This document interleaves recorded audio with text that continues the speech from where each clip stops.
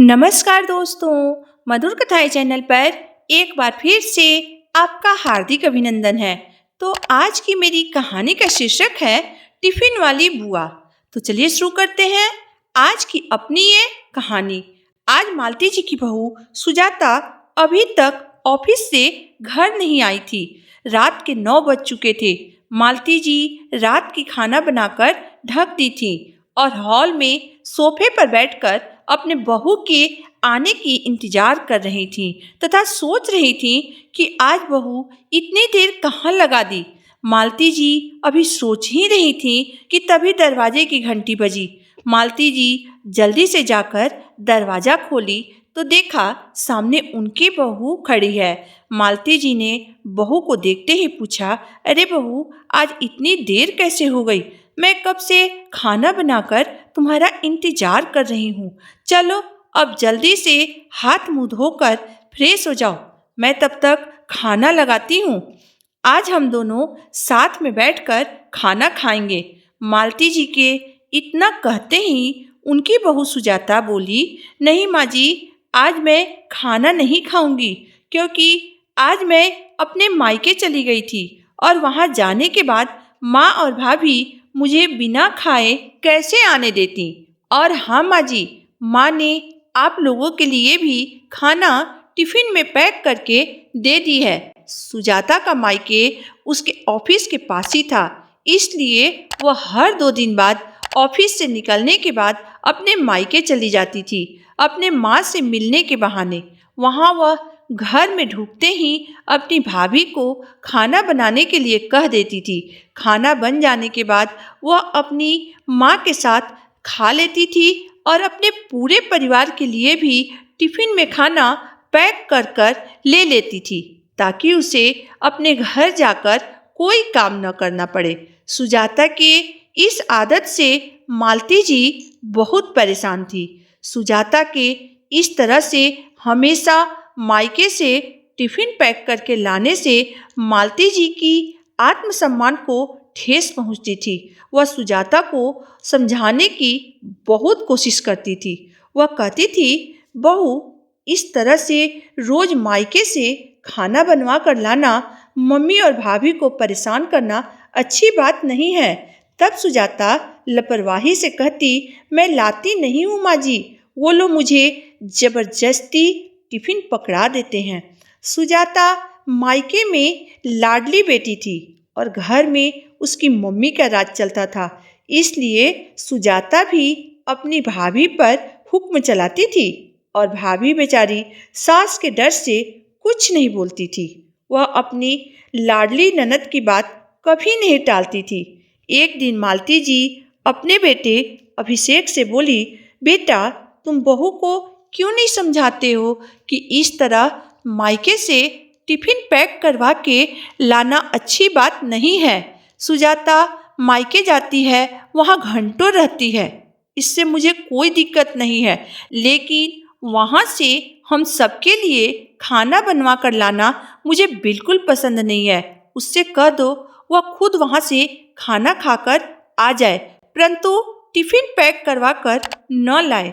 घर के बाकी लोगों के लिए खाना मैं खुद बना लूँगी। माँ की बात सुनकर अभिषेक बोला, मम्मी, मैंने कई बार सुजाता से इस बारे में बात की है, समझाने की भी कोशिश की है, पर वह मेरी भी बात नहीं सुनती है। ऊपर से कहती है मैं ज़बरदस्ती खाना बनाकर नहीं लाती हूँ। मम्मी दे देती हैं ताकि मुझे ऑफिस से थक कर आने के बाद घर में खाना न बनाना पड़े। वह कहने लगती है कि इतना सब कुछ मेरे मायके से मिल रहा है तो आप लोगों को बुरा क्यों लग रहा है? सुजाता मेरी कोई भी बात सुनना और समझना नहीं चाहती है। एक दिन मालती जी और उनका बेटा अभिषेक दोनों ने मिलकर एक तरकीब निकाली। सुजाता उस दिन मायके गई थी। अभिषेक ने उसके मायके फोन करके कहा, आज आप लोग टिफिन मत भेजिएगा, आज हम लोग बाहर खाना खाने जाएंगे। अभिषेक की बात सुनकर सुजाता की भाभी भी थोड़ा राहत की सांस ली और सुजाता भी बाहर खाना खाने के लिए जल्दी से अपने घर आ गई। परंतु यहाँ आकर जब उसने घर की हालत देखी तो गुस्से से आग बबूला हो गई और उसने अपने पति अभिषेक से कहा कि आपने मुझसे झूठ क्यों बोला कि आज हम बाहर खाना खाने जाएंगे। अब मुझे ही रसोई में लगना पड़ेगा। भाभी अच्छा खासा टिफिन पैक कर रही थी, कम से कम घर आकर मुझे तो कुछ नहीं करना पड़ता। सुजाता की बात सुनकर अभिषेक गुस्साते हुए बोला, सुजाता, तुम्हें समझ में नहीं आता है क्या? तुम्हारे इस हरकत की वजह से मेरे परिवार की आत्मसम्मान को ठेस पहुंचती है और तुम्हें क्या लगता है ये सब तुम्हारी भाभी को अच्छा लगता है क्या कि पहले ननद रानी के लिए खाना बनाओ और फिर उसके पूरे परिवार के लिए टिफिन पैक करके दो। तुम इस तरह अपने साथ साथ हमारा भी अपमान करवाती हो। इस पर सुजाता बोली, कोई अपमान नहीं होता है। आप लोगों का खाना मम्मी खुशी से पैक करके देती है, इसी बहाने मुझे भी थोड़ा आराम मिल जाता है।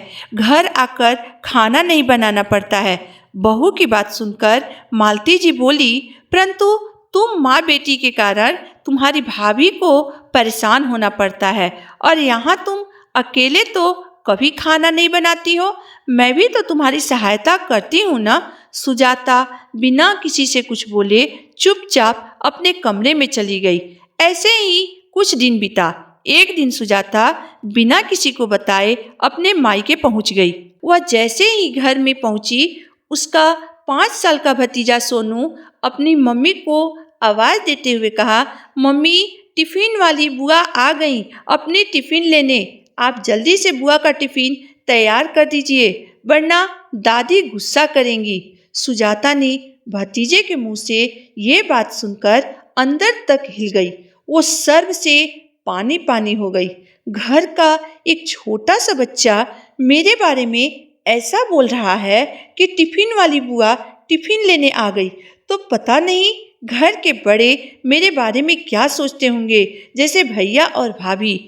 आत्मग्लानि और अपमान का घूंट पीकर सुजाता उल्टे पांव अपने ससुराल आ गई। उसे अपने गलती का एहसास हो गया था। वह तुरंत अपनी सास मालती जी तथा अपने पति अभिषेक से माफी मांगी और फिर कभी मायके टिफिन लेने नहीं गई। तो दोस्तों, आज की मेरी कहानी यहीं तक थी। दोस्तों, शादी के बाद ये एक लड़की के ही हाथ में होता है कि अपने मायके में अपने ससुराल वालों की मान सम्मान कैसे बना कर रखना है। जब वह ससुराल में बहू बनकर आती है तो उसका सबसे बड़ा फर्ज होता है अपने ससुराल वालों की इज्जत को बनाए रखना, उनके मान सम्मान को बनाए रखना। तो आशा करती हूँ आपको मेरी कहानी जरूर पसंद आएगी। अगर आपको मेरी कहानी अंत तक पढ़ने और सुनने के बाद पसंद आई हो तो मेरे वीडियो को लाइक कर दीजिएगा, चैनल को सब्सक्राइब कर दीजिएगा। तो फिर मिलते हैं एक नई वीडियो, एक नई कहानी के साथ। तब तक के लिए धन्यवाद।